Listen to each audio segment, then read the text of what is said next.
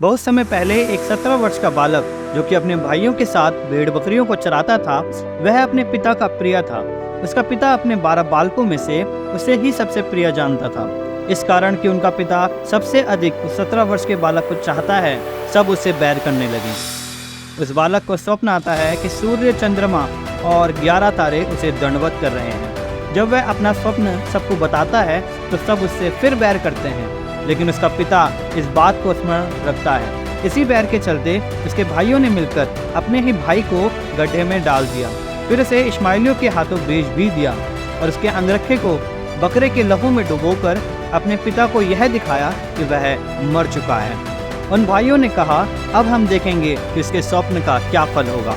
वह बालक मिस्र में पहुंचा और पोतीफर ने उसे मोल लिया। वह बालक उसका दास बन गया।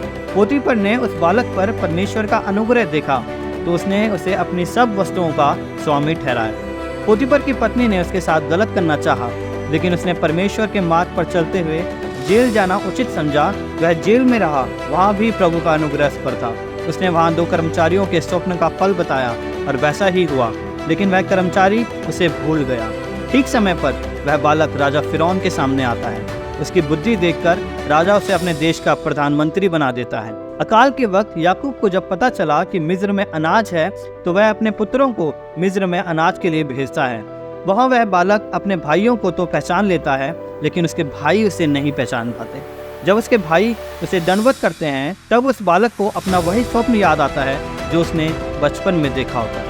जब वह बालक अपने भाइयों पर अपने आप को प्रकट करता है तो उसके भाई डर जाते हैं कि अब शायद यह हमसे उस बात का बदला लेगा जो हमने उसके साथ किया था, लेकिन वह ऐसा नहीं करता है। उसके बाद उनका पिता भी वहाँ आता है और वह एक परिवार होते हैं। उत्पत्ति उसके 37वें अध्याय में जो अपने ही भाई को हानि पहुँचाते हैं, वही कुछ साल बाद उत्पत्ति 42वें अध्याय में पश्चाताप करते हैं। यह कहानी हमें सिखाती है कि जो योजना प्रभु ने हमारे लिए बनाई है, भले ही उसमें कितनी भी रुकावटें क्यों ना आए, लेकिन वह योजना हमेशा पूरी होती है।